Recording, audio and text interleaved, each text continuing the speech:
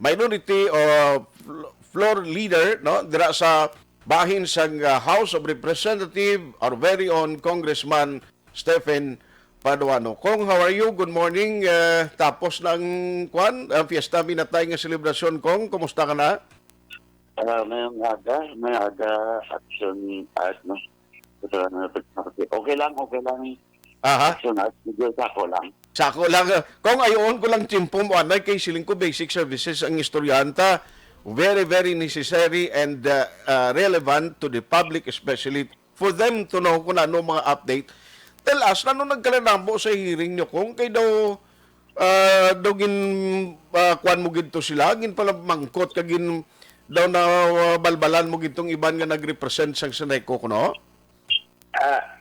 Actually, action at ang sa akon, to be fair with them, amo ganin nga wala ko na gag-author ako ng co-author na Okay. resolution. Kaya gusto ko mangin tutupan na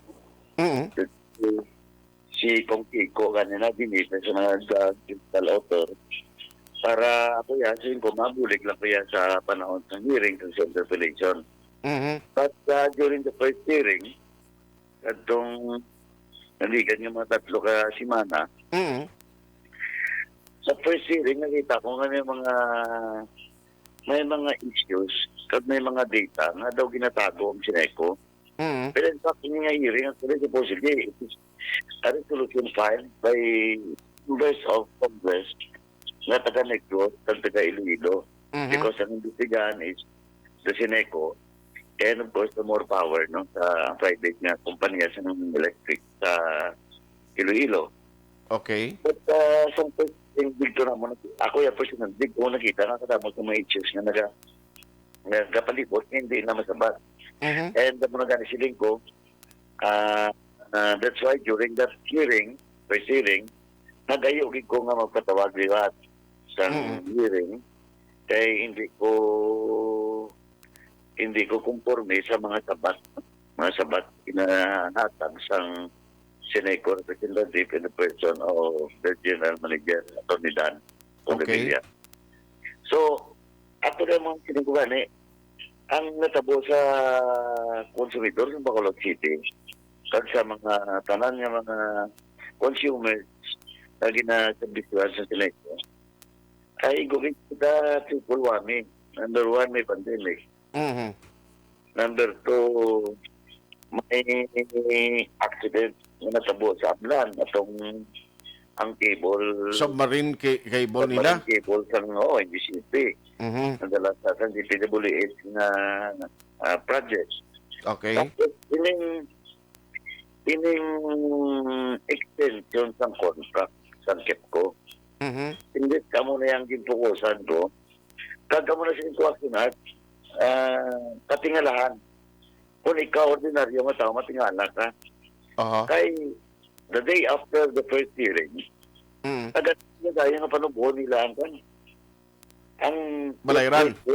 Oo, by 2 pesos. Okay. So ang barugan kinalanon ko na yung patawag sila sa Kongreso para panubuhon nila. Okay. Amin ko ano klase servicio, ano klase kooperatiba na kumagamuna nga kilalanon pagli nga pailan namang resolusyon, patawag ko sa Kongreso, tapos makutol ng mga pagmuton. Hindi ka nabuon yun. Sa 2 pesos. Eh, namin ko, pwede na natin nila ginimo na bigat pa nga ulat pa nilang hearing. Okay. Diba? That's why obvious. Okay. That's why some second hearing, that was last Friday, yung lay down ko na action at ang ground with regard to issues being raised by consumers. Okay. Well, in fact, hindi lang man ganun consumers, pati ang ERC ng DOE. At ang tatlo kay GT involved rin na niya. Now, during the hearing, ginako na yung ERC, ay total to while yung sila sa ERC was October 25 lang, 2021. Okay. Kung nagamba ng ERC hearing, niya, na nagpadala na kami sila several times uh, getting the attention about the extension of KEPCO contract for 1 Okay. year. Amuman ang DOA. Mhm. Well, in fact, ginako Manila Aksyon Hotline during the hearing, ang medyo, ko, kala, disappointing na disgusted ko yan, na ang general manager that time, wala. Mhm. Ang first hearing, ara, pero Ah. pa balon yung second hearing, wala na napakita. Okay. Kaya ko na nag-live. Ang ginpahambal nila, ang ginpatubang, si CENECO of director, nga bago mo lang galing nga director, si Father Loreda. Mhm. And unfortunately, bangod bago siguro, ginko lang attention niya sa mga members ng Congress ng committee. No? Okay. Okay. Yung mga sabat hindi amo. Yang kandak hindi amo. Anyway, ginako man sa CENECO to Father Loreda, makapilang magsulat ng RC sa ila, karang DOA. Oo. Now, Action Act, basahon ko lang ang portion kung pinakalas na sulat sa ERC sa ila. Okay. Aha. Kagkuhan na lang maintindihan sa ordinaryo nga tao. Mhm. Sila isang ERC sila, ang sulat dated October 25, Mhm. 2021. Mhm. Ang portion pininglas, basahan ko to quote Action Act, the Commission hereby directs CENECO to comply with the above provisions, Okay. particularly on limitation of ineligible contracts. Your compliance with this letter, however, is without prejudice Mhm. to any sanction that ERC may impose. Mhm. So, Action Act, kasimple lang, kapila na sila sulatan, sulatan sila liwas na mag-comply sa memorandum letter na ipadala sila sa ERC nga hindi kastindog ang inyong extension ng contract unless may approval sa ERC kag you comply with the CSP in competitive selection process Aha. under sa DOA circular. Okay. So, pag inambal si Action Act na kung mag-comply ka mo without prejudice to any sanction that ERC may impose. So, may sanction na ipatanaog sila ng ERC. Mhm. And during that hearing, I asked ERC the timeline. Ang ambal ni ERC, they have 15 to 30 days to answer the letter. That was October 25. Mhm. So, that will be November 25, ang pinakalas nilang pagsabat. Mhm. I-deliberate ng ERC. Ang ambal ni ERC, base mga January or February, may sanction lang ito kanaong. Uy. Now, in fact, during the hearing, nag-mention ng ERC na ang kaso sa GIHAPON, may pariyo man ng mga kaso sa ibang ng electric cooperative, Mhm. na patawan ng sanction ang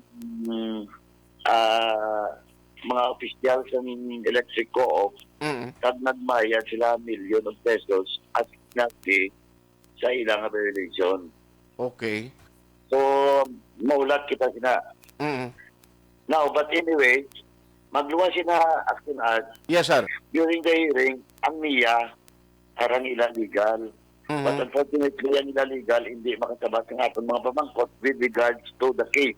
Kaya Okay. niya sa NIA, actual, the same case, nag-trial sa mga konsumidor sa CENECO board Mhm. at sa management.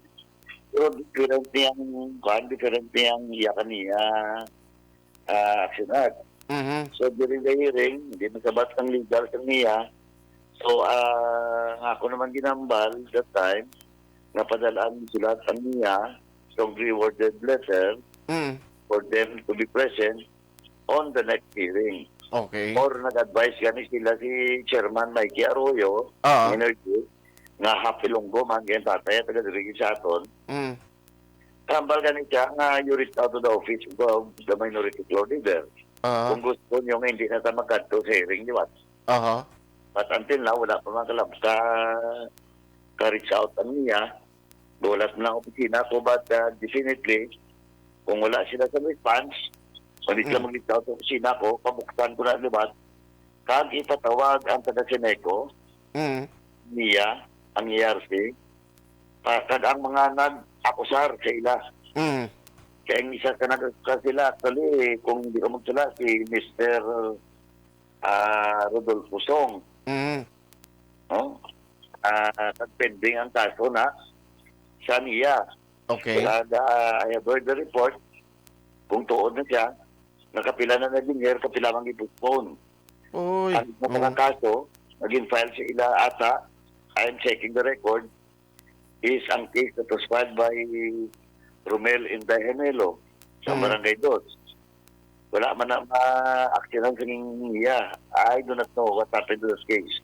Okay. So, ang sa aton niya action at wala man taga-personal, but kung amo ni klase nga pagservisyo nga ginahatag sa Board of Directors sa management ng CENECO, I think the people deserve justice and the people deserve a much better service sa aton electric cooperative. Aha. So, iniining parte sa extended contract, isa ni sang sentruhan mo gid nga may meaning may masunod pa ning inquiry nga himuon so that mabalaan kay kun lantawon gali kung dapat hindi ni pagsigihon according man sa ERC. O, ari lang aksyonan ko. Okay. Pili ko ganit wala na mo negligent o deliberate. Ari. The contract with KEPCO will expire May 30. That was last May 30, 2021. Okay. Okay? Ang bidding ginimo nila Marso. Aha. So what do you expect? Diba? Ang mga ko, negligence o deliberate. Kaya kabalo sila, kung imuo nila March, hindi pa ma-implement because of the process being undertaken by the cooperative and the ERC. Kaya aprobahan ko ng ERC mo.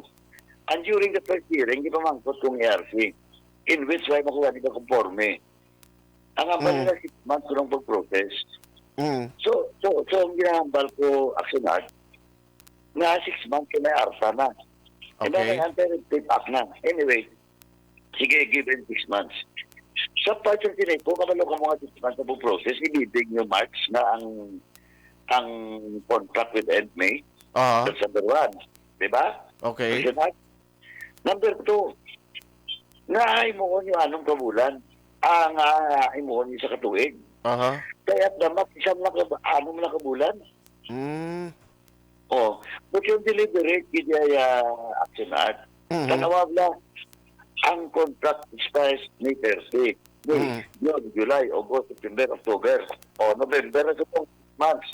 Supposedly, by November, kung sige nila na po sa aksyonan, matapos namin.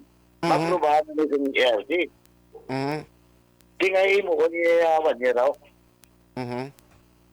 na maperde ang konsumedor by 2 pesos per kilowatt hour. I see. Ano na, mula ang ginagawa ko aksyonan, ang 2 ka piso is 2 ka piso kada kilowatt. Di, gin-extend yung 1 year. Na ang process, 6 months na gani, English, puner ko da, ay may arta na. Kapalo lagi ka mga mag-expire, May 30, ibig ni Marco. So, sino gani, either negligence or deliberate on that part. Okay. Naklaro. Naklaro, action at na, muna sinin ko, tama lang ang kaso ang complaint naging file sila sa ERC kada ang kaso naging file sila sa niya. Okay.